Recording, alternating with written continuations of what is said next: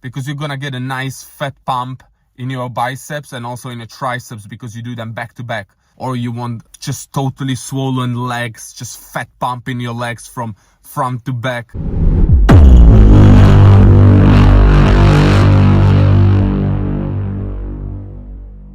What up guys, Galis Fitness here. I'm starting a new series about intensification techniques. I will talk about each technique more in depth in each video, and I will also rate the techniques at the end of the video on the scale 1 to 10. So today we're gonna talk about supersets. Supersets are basically sets that involve 2 exercises performed back to back. So there are different types of supersets, like opposing muscle group supersets, which is basically something like chest and back, or quads and hamstrings. So the superset would typically look like bench press to pull-ups. Then you have supersets involving the same muscle groups. So it would be, for example, quads to leg extensions or RDLs to leg curls. Then you have a pre-exhaust superset, which would be something like push-ups to bench press. I'm gonna give you some examples of supersets.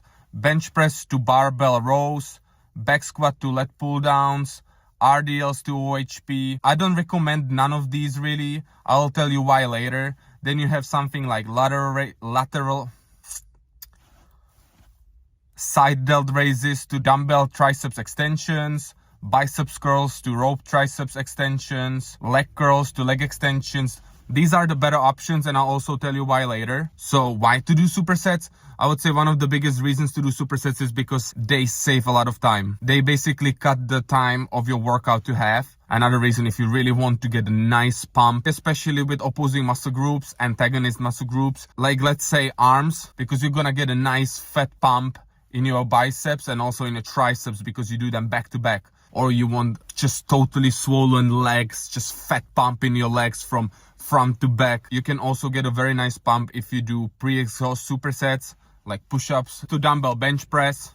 So what are the drawbacks of supersets? Well, I would say the biggest drawback is overall fatigue. And this is what I talked about before, and now I'm gonna explain it to you. Supersetting 2 compound lifts can really tax the nervous system, and it can also turn strength / muscle building workout session into a cardio session. Because, for example, if you superset squats with pull-ups, I would say it's just too much. It's a cardio session, at least for me. Another drawback that kind of ties to the first one is the second exercise usually tends to get less attention. For example, I did superset dumbbell or bench press with pull-ups.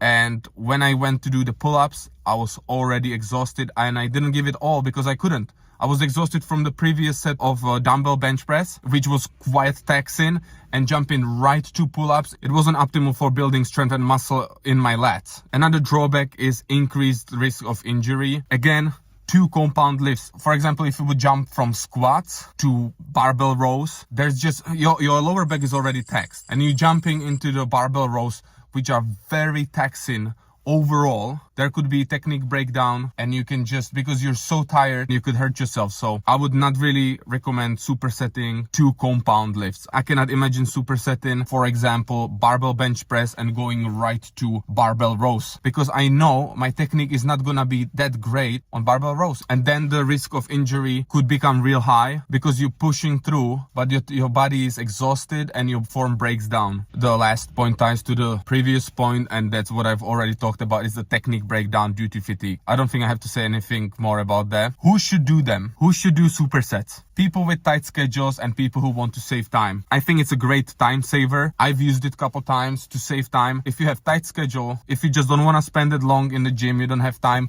to be there for that long, then supersets are great for that. Another point, if you want to add cardio element to it. That's what I talked about before, but be careful with it again, because if you do squats and then you go to barbell rows or bench press, those compound lifts will tax you, especially squats or deadlifts. So if you want to add a little cardio to it, I would lower the weight and just go hammer 15 sets. I'm telling you, after 15 sets of squats and 15 sets of bench presses, you will be fried. Even your cardiovascular system will be fried. And the last point I have here is that superset should be done by intermediate to advanced lifters. And this is why. And it's again technique, your form when you lift. If you perform these very taxing, very technique demanding exercises, bench press, any compound movement really, because with squats deadlifts, barbell rows, pull-ups, RDLs. All these exercises are quite demanding on your technique. And if your technique isn't good when you start working out and you jump straight to supersets, you could hurt yourself. Now, who shouldn't do supersets, or who I think shouldn't do supersets? So I have here people who train for strength, people who want to achieve maximum muscular development. I don't think supersets, especially again compound to compound, will help you reach your goal when it comes to strength and muscle building. I would say this more applies to strength because you can build a good amount of muscle with supersets if you do it smartly. I do not think it's ideal if you're a powerlifter to do supersets. When it comes to the muscle building perspective, if you superset isolation exercises, I think it has its place, but I don't think it has its place when it comes to compound exercises. And again, I have here beginners because of improper form. I'm not gonna talk about it anymore. So do I use supersets?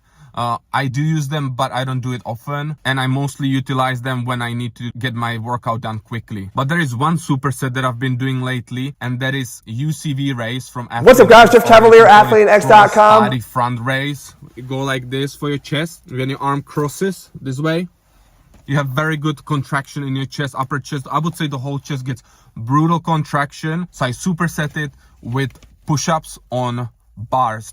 When you have the push-up bars, I'll go straight to push-up bars and I'll do the push-up, and it's a nice stretch and you really fatigue the muscle. So from contracted position to more stretch position, that's a very good superset. It's the same muscle group superset that I use now as an intensification technique. So what is the takeaway? These points or these things I said, it's more like a guideline.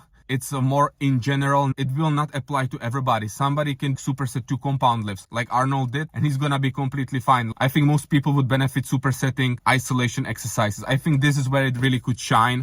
And I also think pre-exhaust exercises could be good. But for example, I wouldn't do leg extensions to squats. If anything, I would reverse it. So to summarize it, I think supersets are a great way how to spend less time in the gym. And I also think they are best used with isolation exercises because they don't tax your nervous system so much and they don't accumulate so much fatigue.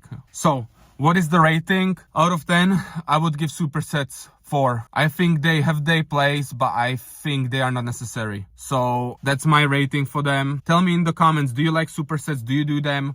What type of supersets you do? Why you do it? Just tell me all about it. And also tell me what you would rate supersets in the comments below. See you guys in the next video.